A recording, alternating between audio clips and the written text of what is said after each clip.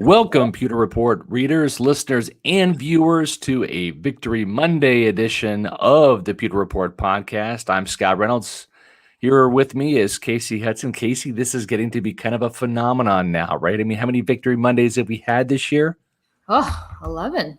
11. Well, I guess like 9 if you want to be specific because of 2 Thursday games, correct? True. This is true. Yeah, I like your technicality there.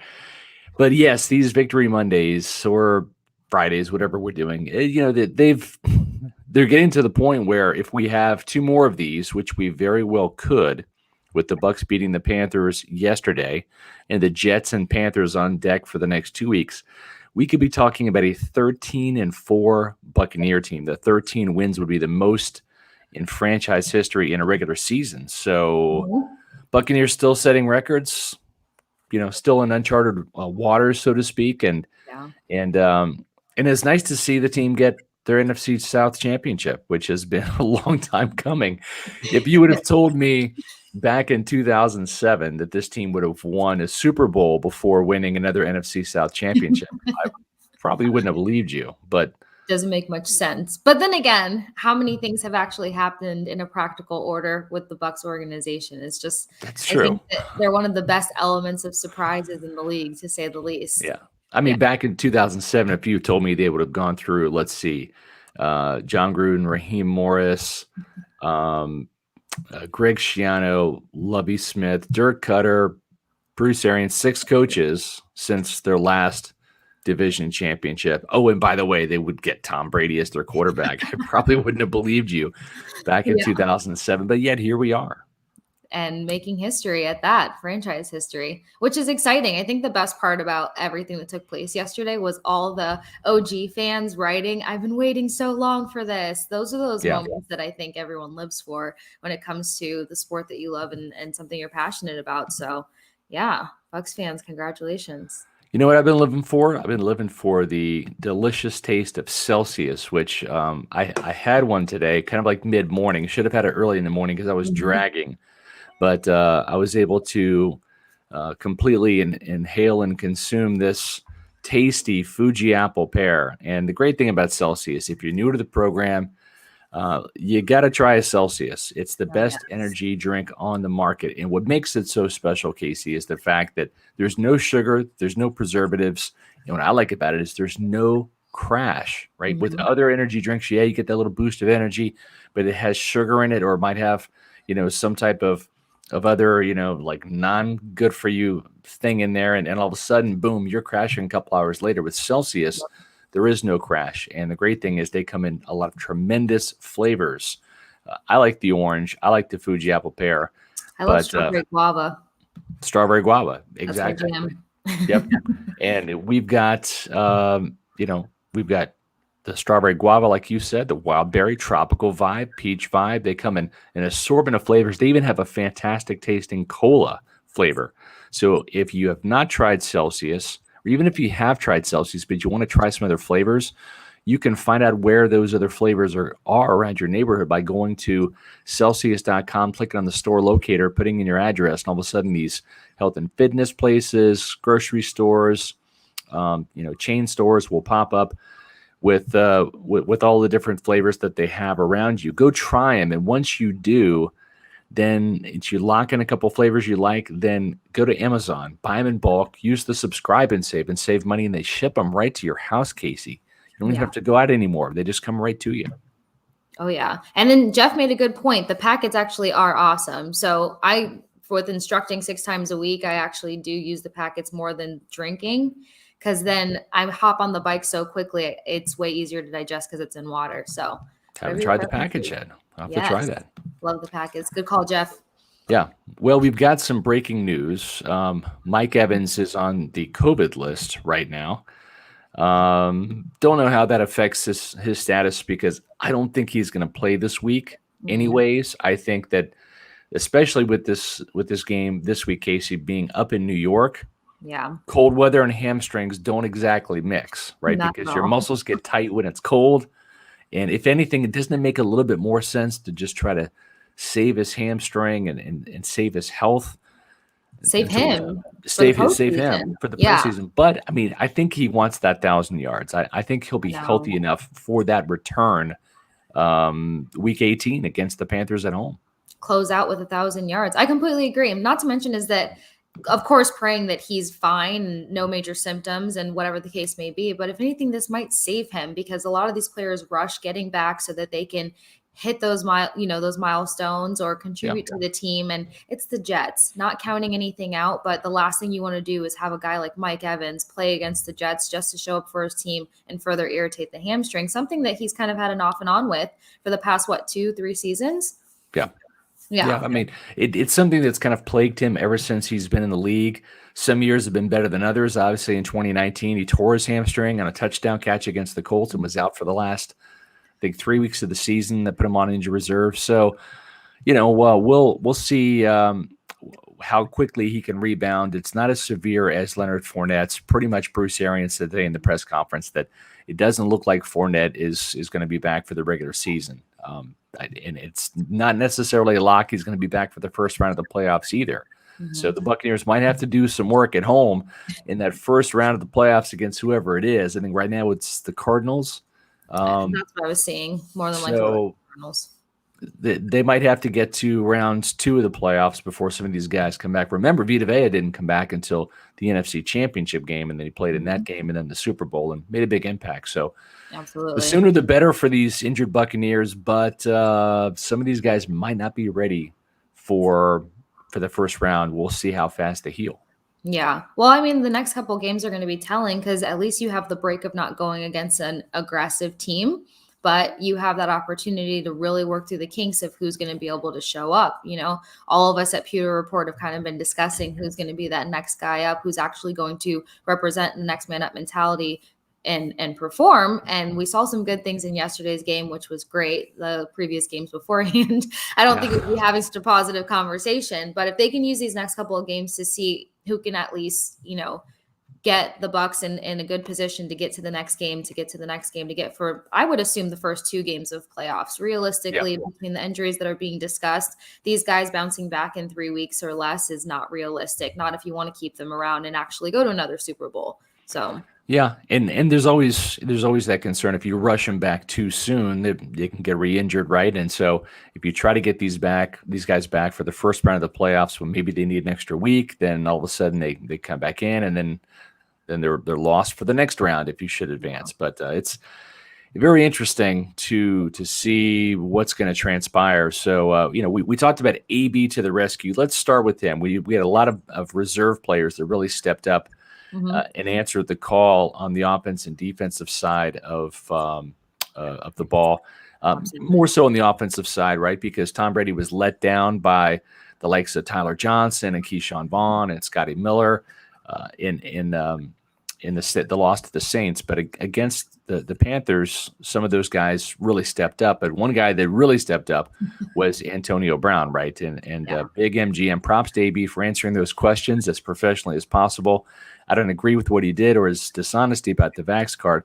But those reporters were unnecessarily ruthless. I don't think the reporters' questions were ruthless. And maybe what MGM is saying is the fact that the story was written all together.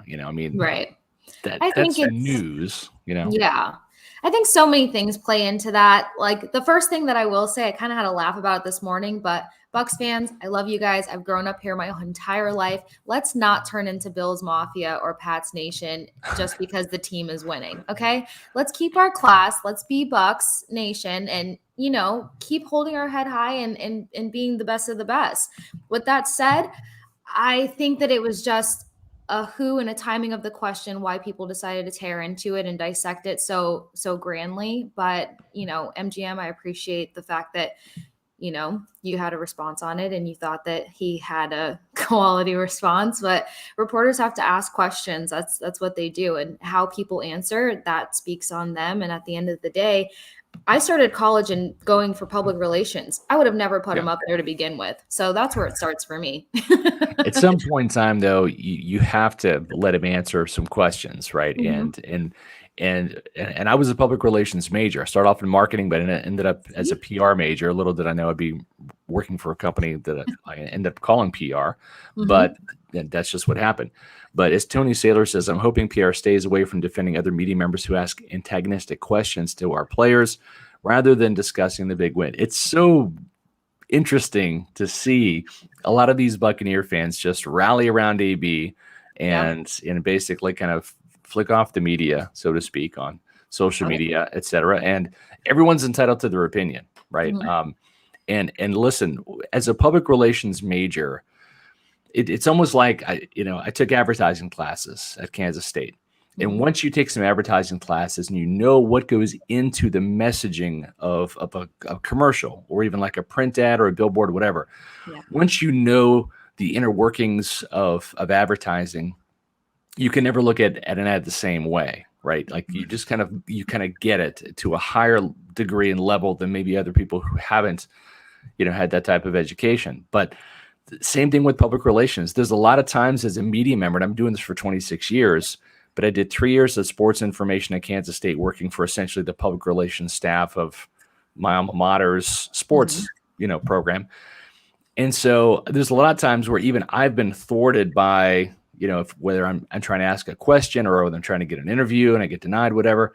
And I have to kind of like do a hat tip to the PR staff and saying, okay, like I understand why you're shielding this player or shutting this down or denying this or whatever. I get it. I can't really be too mad about it because I've been on that side and I understand why you're doing it. So I've always kind of been in between, like I'm part of the media, but I really, really understand the dynamics of a public relations staff too. And I think that with Antonio Brown, him coming off of a really, really good game and a win is the best time to kind of get it over with. And I think that's why they did it yesterday.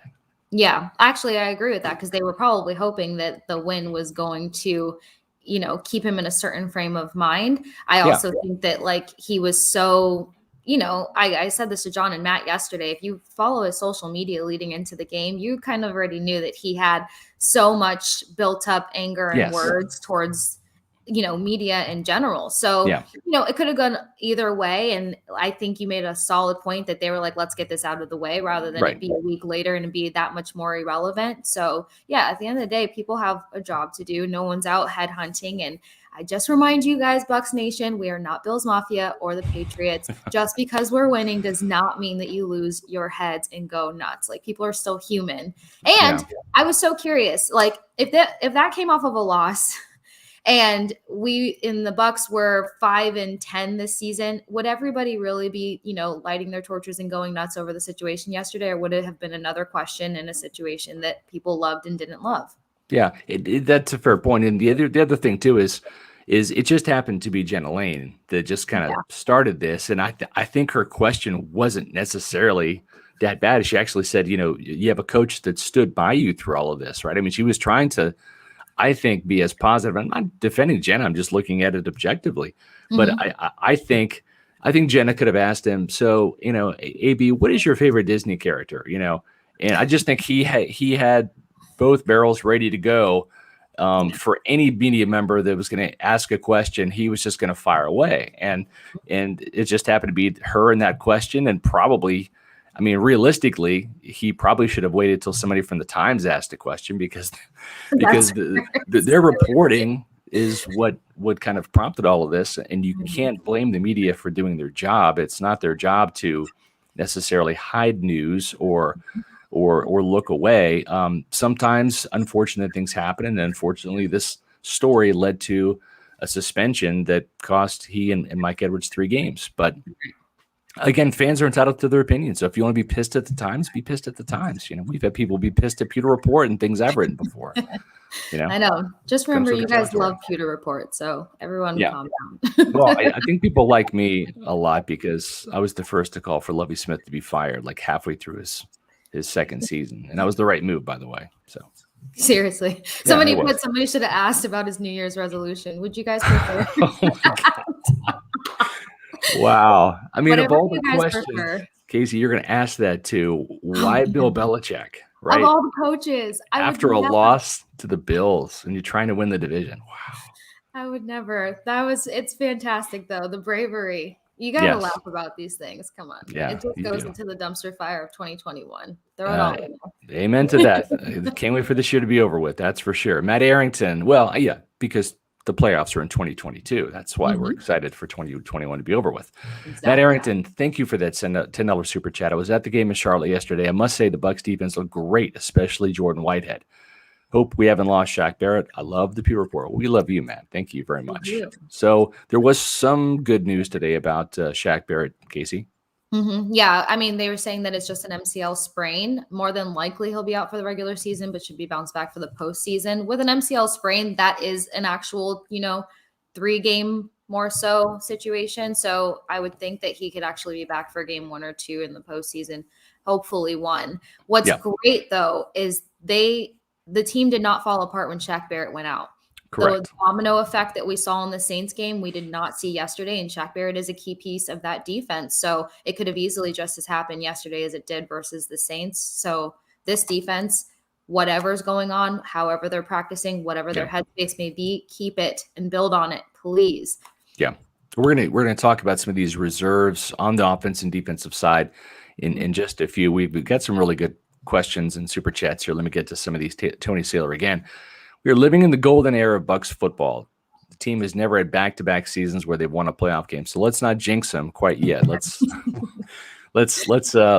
anticipate a win and hope for a win for you Buccaneer fans out there. But it hasn't happened yet. But they're in prime position to do so. That's what Tony Saylor says.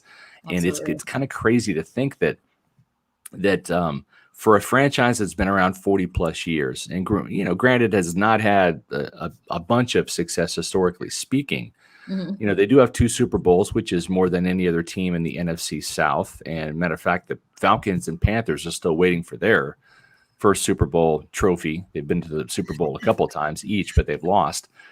But the thing is it's kind of crazy to think, and I was just looking at some stats the other day. Bruce Arians has got more postseason wins than any other Buccaneer coach in history, right?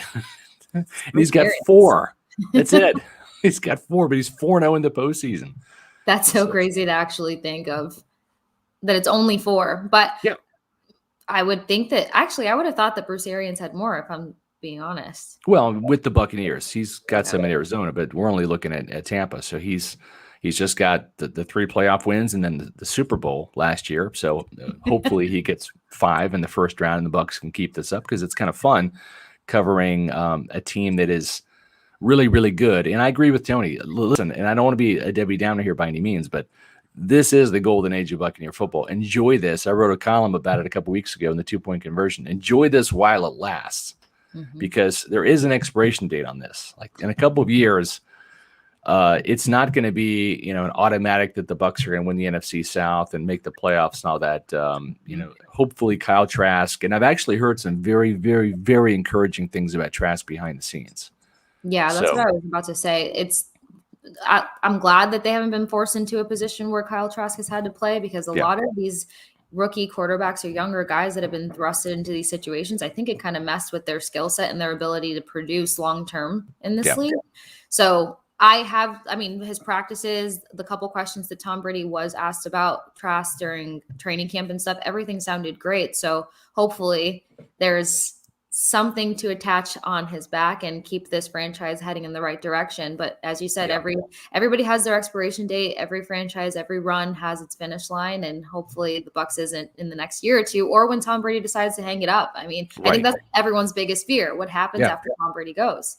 Yeah, exactly. And then the thing is again, I'm telling Buccaneer fans to live in the moment, savor the moment, not hit the fast forward button. But when you do hit the fast forward button, it might be Blaine Gabbert versus Kyle Trask. And just journalistically speaking, again, we'll get to that down the road. I'm not looking for this to happen tomorrow, next year, whatever. As long as Tom wants to play, I'm enjoying covering him. So you keep going, Tom. You want to try to play when you're 50? I'm not going to doubt you, and I'm not going to second guess that move. Go for it. But the thing is it will be interesting to see who is the heir apparent to Tom Brady. Is Bruce Arians still around? Is Blaine Gabbert still in the picture? Blaine is a free agent. Is Kyle Trask going to be ready at that time? We'll see. But the interesting thing about the look ahead, if you will, is I think these next two games, without taking any opponent for granted or too lightly, Casey. Mm-hmm. And I'm not saying these are preseason games because they matter. They do count. The Bucs are still trying to get as best of a playoff seed as possible. And Right. who knows what can happen over the next 2 weeks. They could get the number one seed. That's still a possibility. But even if this team doesn't have Shaq Barrett, even if this team doesn't have Jason Pierre-Paul, yeah, they're a little thin at outside linebacker, but I like what I've seen from Joe Tryon-Shoyinka. I like what I've seen from Cam Gill. I like what I've seen from Anthony Nelson, who got another sack yesterday, one of the 7 sacks. Mm-hmm. And the more playing time these guys get, even if it's because of injury, I think it's going to do is make them better in the future. Because again, JPP is in a contract year, and I don't think they re-sign him next year. No, and honestly, I was going to bat for JPP a couple weeks ago. I just didn't expect that the Bucs were going to continue to have him in a starting position working through that injury. I know that he is one of those guys that you have to physically yank out of a game to get him off the field, but just allowing him to digress in front of his fans, in front of, his team on the field, and taking those opportunities away from JTS, I think we would have been seeing that much more of a progressive player. Right. And Joe Tryon-Shoyinka, if he had those extra reps in those couple of games. So I'm glad that you said that. And I actually was going to ask you about it because I know you're a defense guy.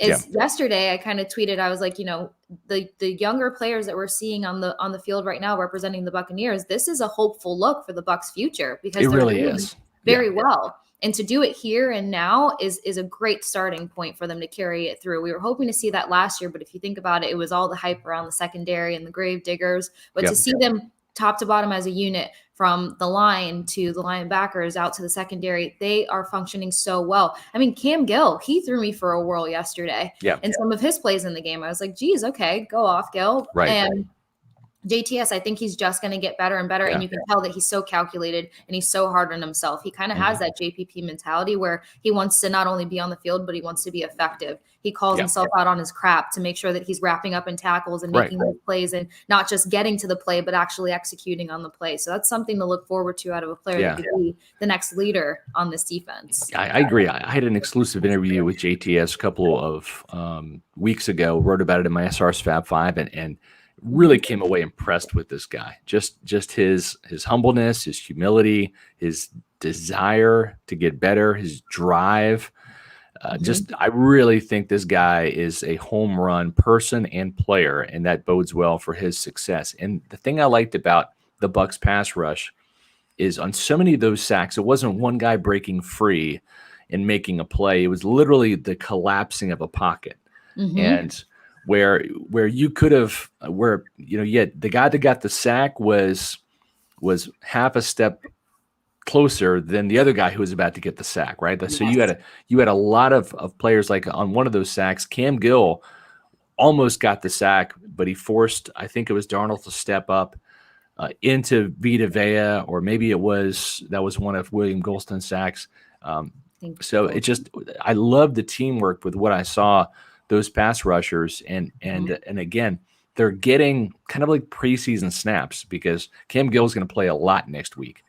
Anthony Nelson's already playing a lot, so is JTS, but you're going to see those three guys get a lot more playing time, and as a result, get a lot better, and that's going to help the Bucs, not just in the postseason, but as you mentioned, Casey, next year too. And if you want this fun train to continue to ride down the tracks longer than Tom Brady is here, and hopefully, again, that's in a couple of years, you've got to have one eye in the future and one eye on the present. And that's why myself, you, John Ledyard, we've all kind of been adamant about playing Jason Pierre-Paul less and Joe Tryon-Shoyinka more, because the future is not just in the future is now with JTS, because he's not as good as Shaq Barrett yet, because Shaq just has the experience, but athletically, he's the best guy along the front lines for the Buccaneers. And I think the more feel he gets, the more experience, the better he's going to be sooner rather than later. Yeah. And I also think that's important, because you want him to start getting confident and start kind of getting that leadership mentality, because the fun part about football is that you have a short period of time to be an inexperienced rookie before the next set of rookies come in and they're looking to you for answers. Yeah. So, looking down the line here in the next year or two, this team's going to look quite different. And you want a guy like JTS to be confident and to be stepping into a leadership role, have, quality experience and reps under his belt so that he can start formulating or fitting into the molding of a team where he can continue to build chemistry with so that they can continue to dominate or build off of what they're growing down the line. Yeah. But when that draft season comes, if you know who your set guys are, then plugging in those pieces become a little bit easier. Building that chemistry becomes a little bit easier, and you can look forward to them performing well as a whole, or being able to step up in times like now.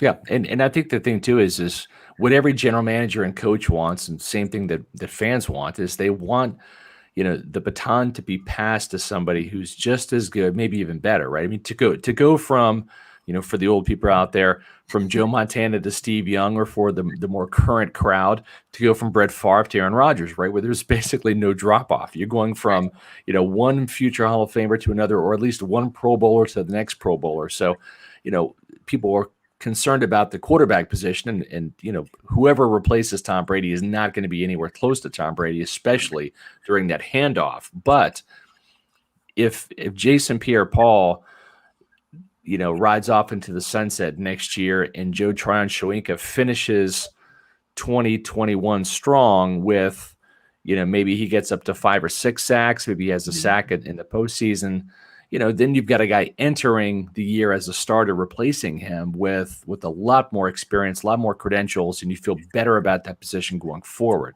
Absolutely. William Butler with the super chat. Thank you very much. How does the seeding work exactly? Don't we have the tiebreaker against the Cowboys? So wouldn't we get the second seed?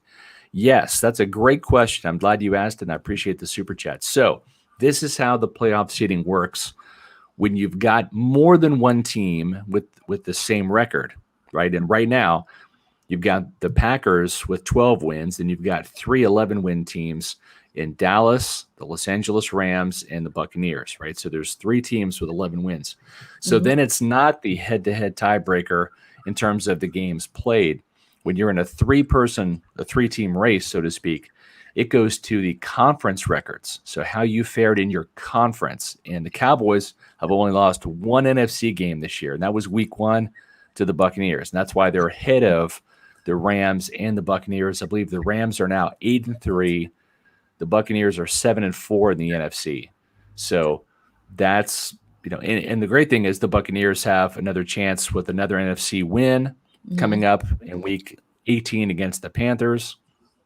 So that might help them. The Cowboys have 2 NFC teams they're going to play to finish the season, and I believe the Rams do as well. Matter of fact, I know that. So there still is a chance that even though there is a tie right now and the Cowboys hold that tiebreaker over the Rams and the Buccaneers, that with some more wins and losses, if the Buccaneers keep winning, Cowboys keep losing, the tiebreaker doesn't even matter at that point, because if the Cowboys lose one more, the Buccaneers move ahead. Same with the Rams. So that's what has to happen. But as of right now, with 2 weeks to go, it's the NFC record. That's what determines the seeding. But a lot's going to change, I think, in the next 2 weeks.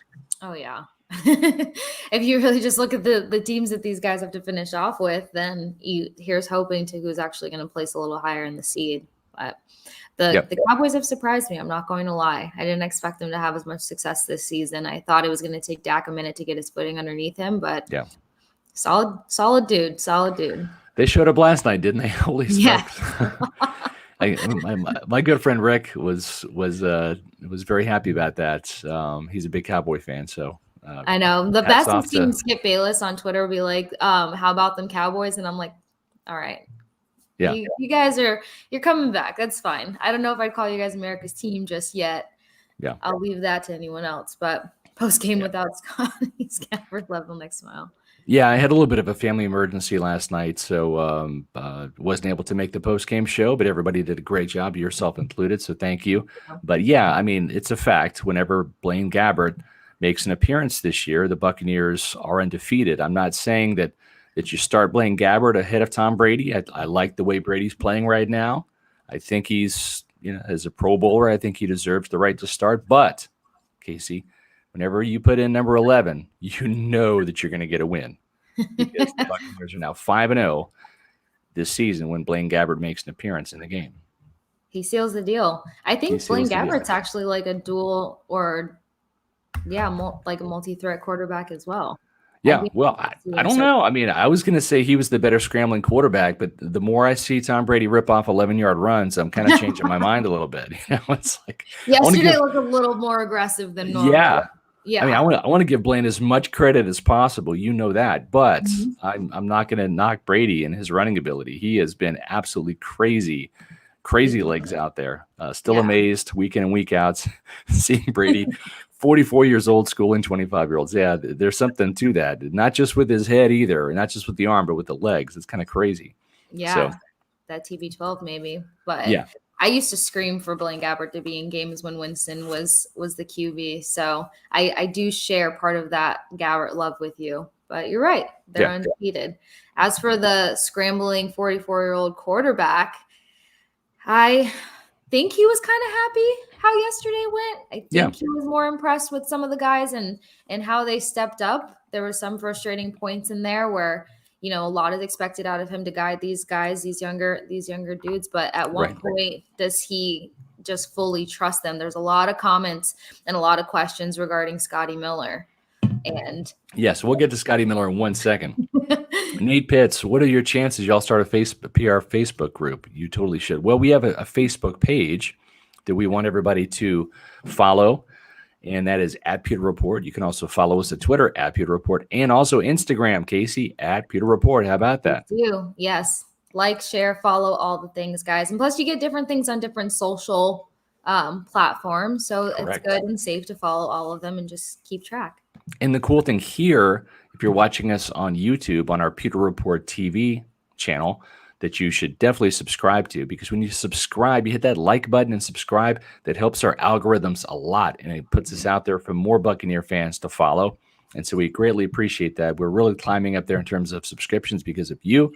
So thank you very much. And if you are listening or watching right now, whether it's live or the podcast version, the replay, make sure you subscribe to Pewter Report TV and hit the like button. We greatly appreciate that. So let's get to some of these backup players here.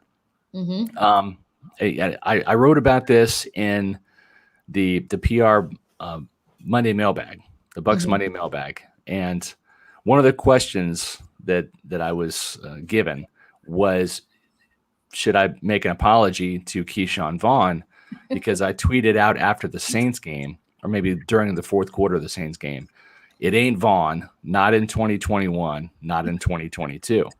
So the interesting thing about Keyshawn Vaughn is he had quite the day yesterday, Casey, a 55-yard touchdown run that I was happy to see, because I think this guy has some ability. We just haven't seen it, right? It's one thing to have it and not show it. It's another thing to put it on full display. And Vaughn really took off, broke a couple of tackles, slipped a couple of tackles. And so this is how I kind of phrased it. And let me know what you think. Okay. I said, and one of the things that just has stuck with me, I've got a couple of phrases that always stick in my head, is about Aristotle, my favorite philosopher, who said, excellence is a habit, not an act. Okay. Now, I'm not ready to say that after a 55-yard run and 7 carries for 70 yards that Keyshawn Vaughn should be the starter, or he should be considered a starter moving forward. I know he's the only running back right now under contract for next year. And the reason I say that is because look at Ronald Jones right now, right? If you would have told me after last year's game at Carolina, after rushing for a 98-yard touchdown run and running for 192 yards against the Panthers, that Ronald Jones would be a backup every single game this year until he started yesterday due to injury, behind Leonard Fournette, it would have been a little bit hard to believe, right? Because Fournette had not established himself at all during the season. Yeah. But that's how quickly things can change in the NFL. So, yes, I mean, maybe Keyshawn Vaughn uses this to springboard himself, but I want to see more from this guy before I do what Bruce Arians did today, which basically said, I don't look at him as a third down back. I look at him as a lead dog. This guy is a lead running back. I mean, come on. Scott, I struggled with that one. What I love about Bruce Arians is he is a player's coach. So you're rarely going to get the Bruce Arians that goes up there and says, yeah, this guy basically crapped the bed and, you know, he's out. He says things, he gives these guys opportunity, chance. Because a lot of the things that he says, he doesn't uphold because he wants to see these guys do well. Fantastic. You have players coaches and then you have old school coaches.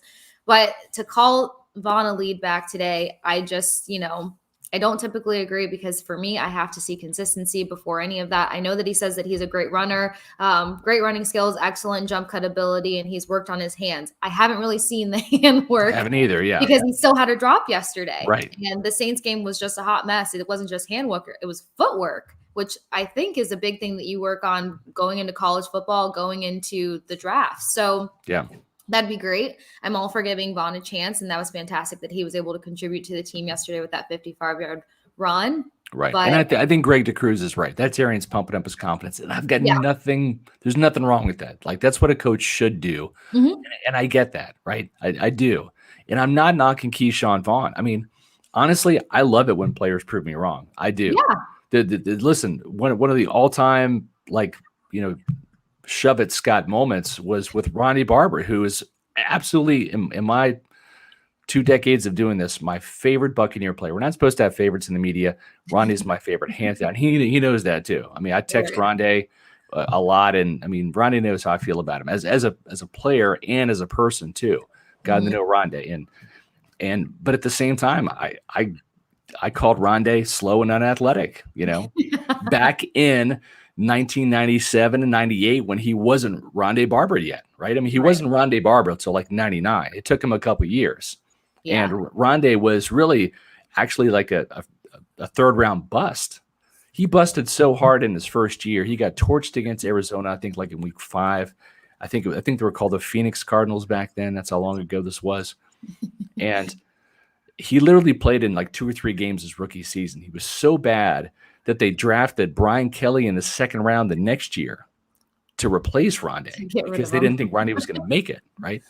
Yeah. So it's up to the player to develop. I mean, the coaches have a role, but the players got to make those adjustments, take the coaching, whatever, and rise to the occasion. This is a rise or fall business. You're either rising, you're falling. Yep. And to his credit, he did a fantastic job, and I hope that Keyshawn Vaughn can do that because it would certainly make Jason Light's life easier and Bruce Arians' life better if Keyshawn Vaughn could at least be like a number 2 back next year, a reliable number 2 back. But like you said, Casey's got to make strides in the passing game because that's why Ronald Jones isn't playing this year when Leonard Fournette's healthy. Yeah. And I agree with you 100% saying that last season, not many of us thought that Fournette was going to come in and completely take over the position.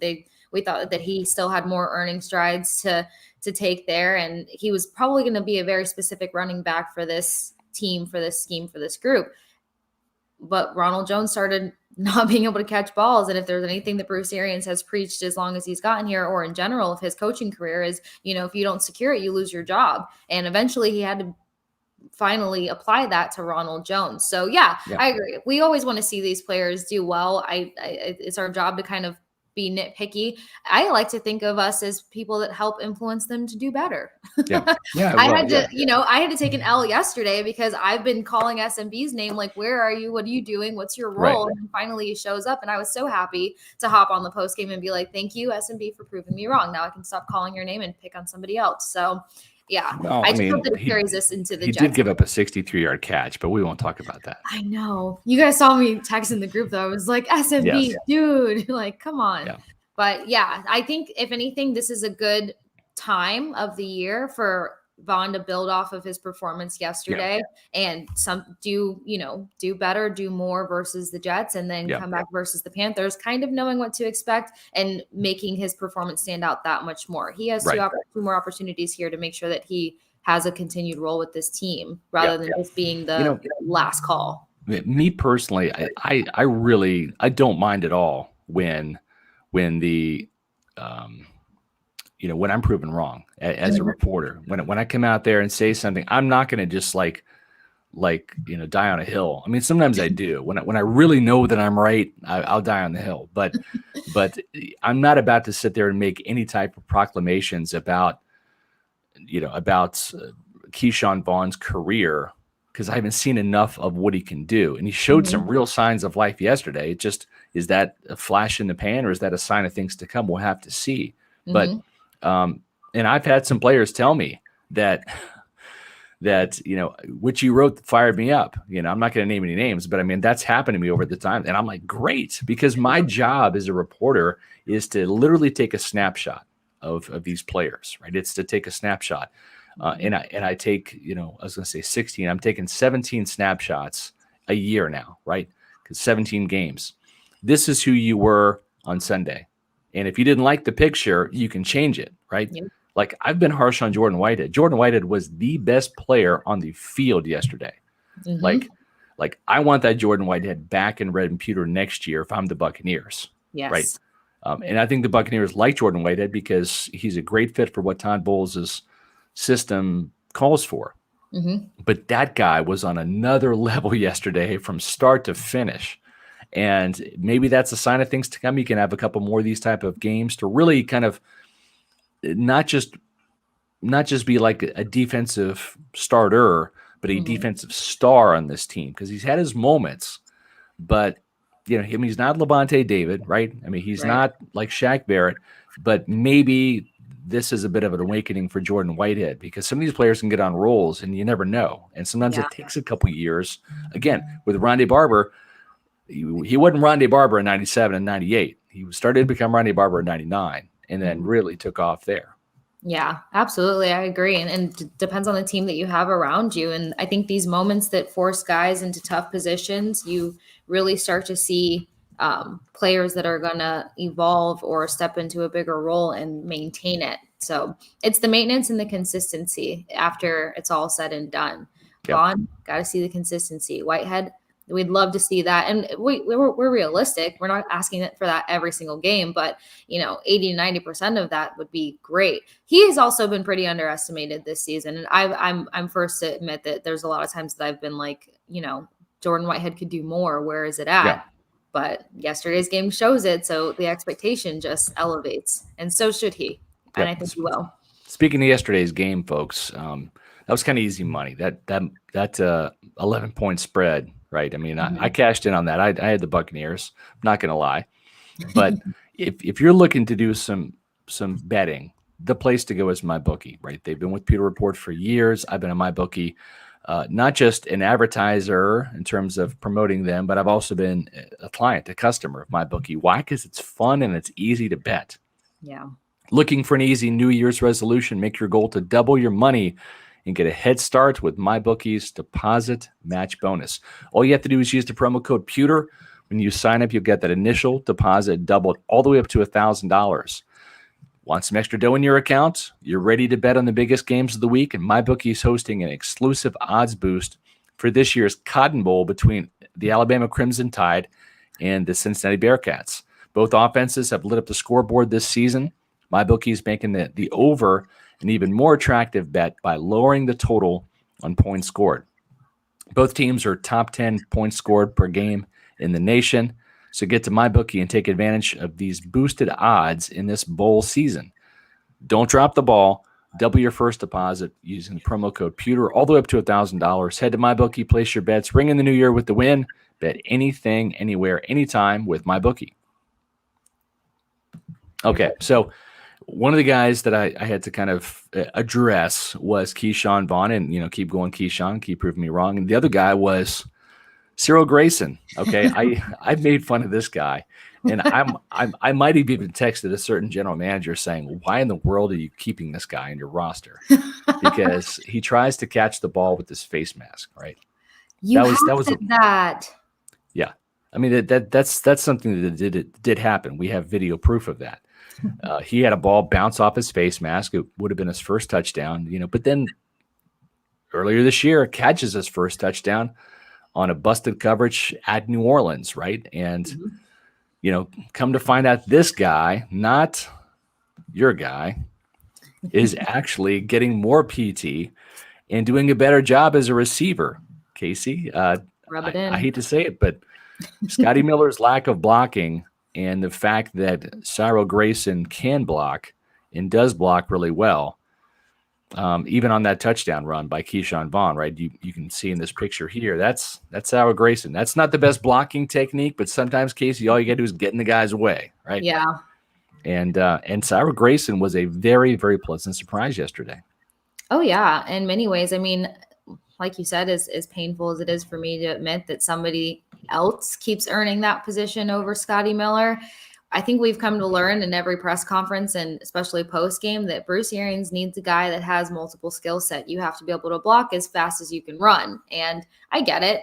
For what they're asking of these wide receivers, it is very beneficial. And if you can just get the job done like Grayson did, not the prettiest blocking technique, but it's just having the vision. It's getting in the way when you need to and helping out your teammates. And if Scotty can't do that, then I respect it, even though I feel like thought we were going to see a lot more Scotty Miller this season. And then realistically, I didn't notice how many guys were a little bit quicker than Scotty Miller. So even just having that flash blocking technique for a second, but the ability to pick up speed, and you're maybe 2-3 inches taller than Scotty, is just kind of a hand in win every single time. Yeah, and I think now when you look at the emergence of Sarah Grayson, right, and the return of Brashad Perriman, who comes back from the COVID list today, so the Buccaneers getting some very good news on that front. Now you're going to have Antonio Brown. Now you're going to have Brashad Perriman in the lineup. You're also going to have Sarah Grayson in the lineup. I think we're probably another week away from Mike Evans potentially coming back. I don't know if you want to do that, especially since he got put on the COVID list. I mean, we'll see how quickly he can get off of that. But that was some breaking news at the top of the hour today is Mike Evans is on the COVID list. But now with Perriman back, and he's kind of made a big play for Brady, so he's got some trust there. Sarah Grayson's made some big plays, so he's got the trust. We know AB has the trust, right? I mean, that's Tom's guy. Yeah. So I feel better about the Buccaneers heading into New York with another weapon coming back in Perriman, and a guy like Sarah Grayson now who's really stepped up and made some big plays for the Buccaneers, not just in the block, but also in that 61, 62-yard catch. Yeah, absolutely. And I think the other thing too is we've seen Tom Brady's reaction when he gives players an opportunity and they just kind of fall short. Somebody mentioned, they're saving Scotty for the deep balls. Scotty missed 2 or 3 deep ball opportunities in the last 3 games since his return. I think that he's started to lose that trust factor between him, Tom Brady, and Bruce Arians, realistically. Yeah. Whereas like Sarah Grayson, 50 yards versus the Saints in that turbulent atmosphere. Yeah, you earned trust across the board. And that's why they went to him yesterday and he secured that trust. So it's also a trust building game. And unfortunately, Scotty's not really adding up in that column. Whereas Brashad Perriman, I know that he had his drops, but again, he secured a big OT win and that added to the trust column. So I think heading in versus the Jets, a lot of people who would have thought that fans would have been asking for Brashad Perriman to return when he ended up being out for 2 games just because of what he did versus the Bills. Yeah. So, and I think the thing too is Casey, this is a situation where the NFL is, in my opinion, it's the biggest. What have you done for me lately league? Mm-hmm. It just is, because yesterday doesn't really matter. It's today, it's tomorrow, it's all of the future. The present and the future matter, not the past. Yeah. And because yesterday doesn't help you in football. Experience can through the years, but it's really a situation where, for whatever reason, Scotty Miller just doesn't have the same connection with Tom Brady, maybe the same trust. And the last time we saw Brashad Perriman on the field, he was catching a touchdown pass, very crucial one, winning a game against the Bills. So. Yeah. That's what he's known for. So initially, that's what you're expecting, even though there were some letdowns in between. But now that he had that big overtime catch, it's expected that he can make those big plays, those big catches down the field, because that is actually who he's supposed to be.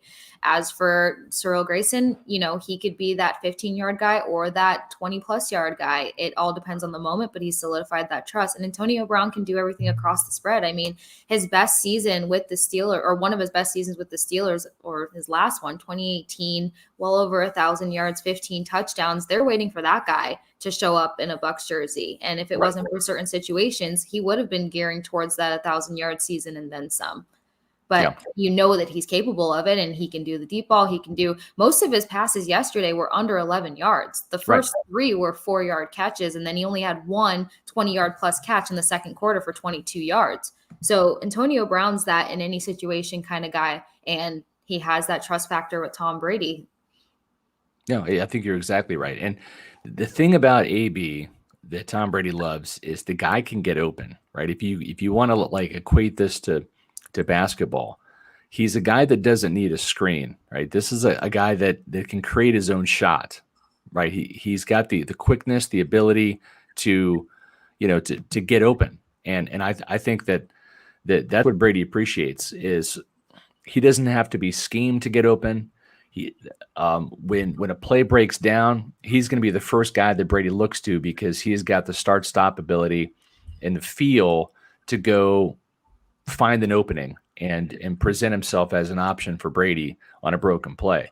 And I think that with Mike Evans, he was that guy for Jameis Winston because Winston would just chuck the ball 40, 50 yards down the field and say, "You're 6'5", go up and bail me out, Mike." Yeah. And Tom is a little bit more.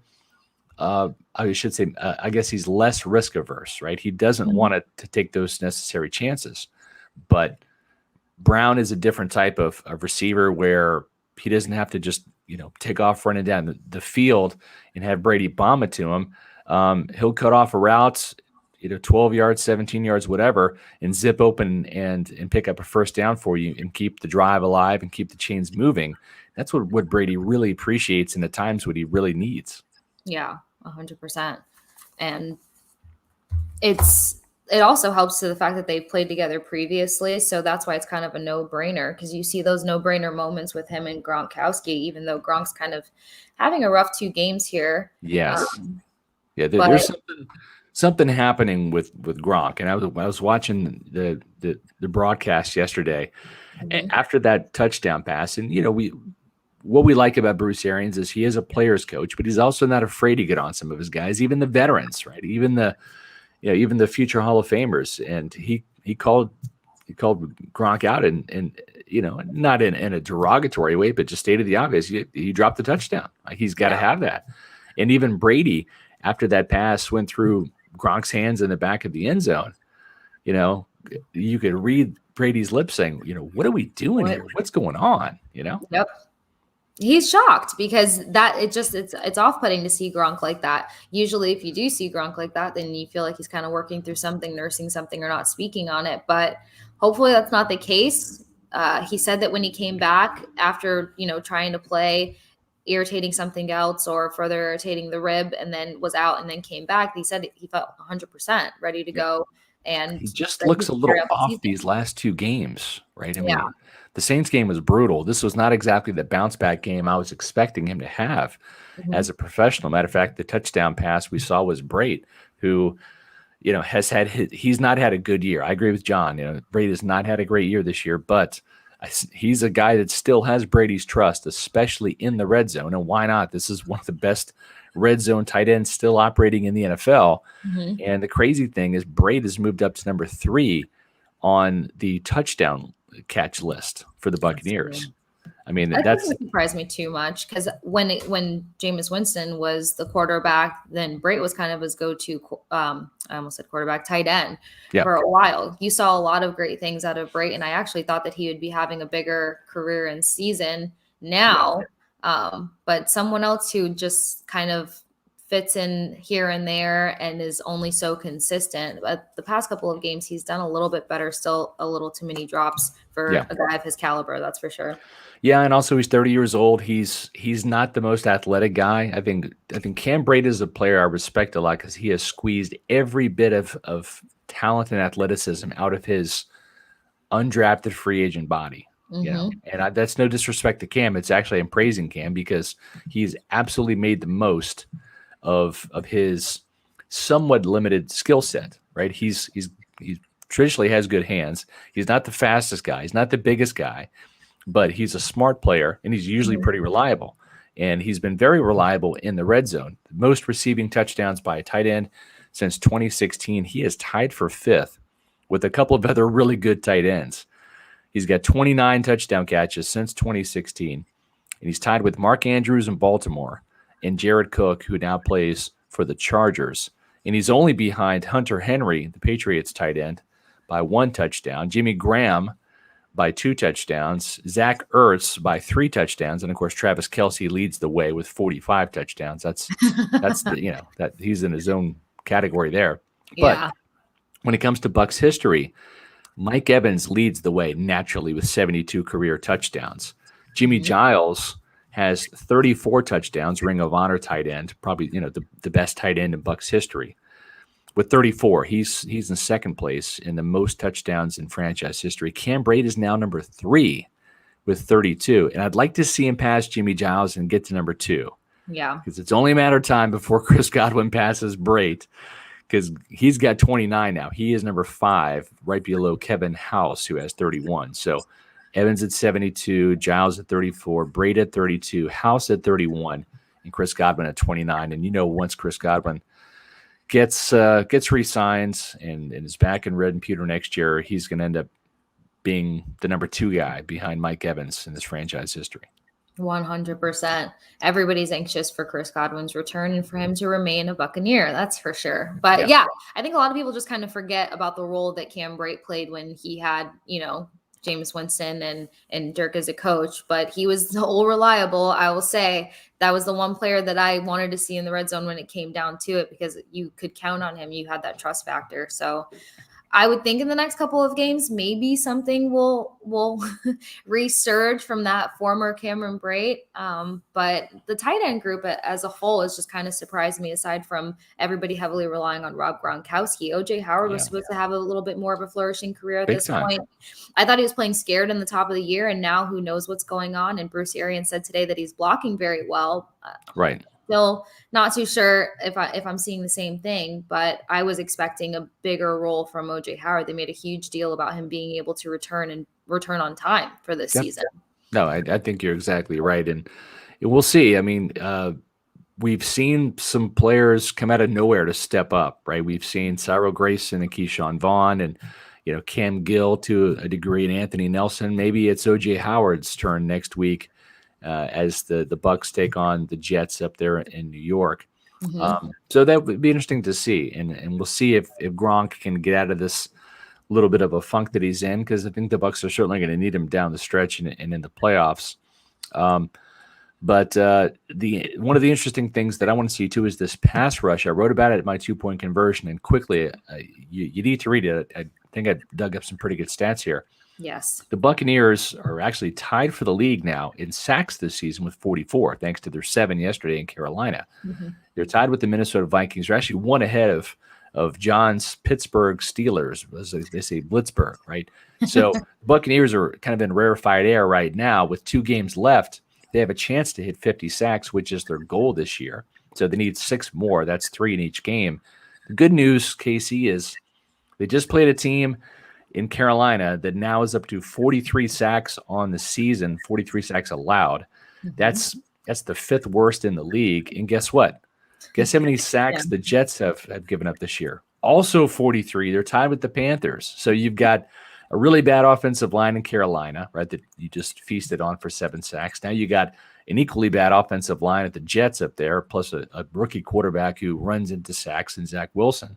So there's a chance to really have some more sacks there. Then you get the Panthers again in your home field at Raymond James Stadium to close it out. So I would put money on the Bucs getting 6 more sacks in the next 2 games against these offensive lines. 100%, because I think that they've done that game by game. They've gotten better. They've gotten a little bit stronger when it comes to adding the pressure and finishing their tackles and being effective. I thought Ndamukong Suh was going to go off yesterday. I thought it was going to be a big game for him. So between these next 2 games, I definitely see at least 2 Ndamukong Suh sacks to close out the regular season. Vita Vea is starting to get in there a lot more. And then JTS, come on, let's get him 2 more sacks before the year ends. And call it a great 2021 heading into 2022 playoffs.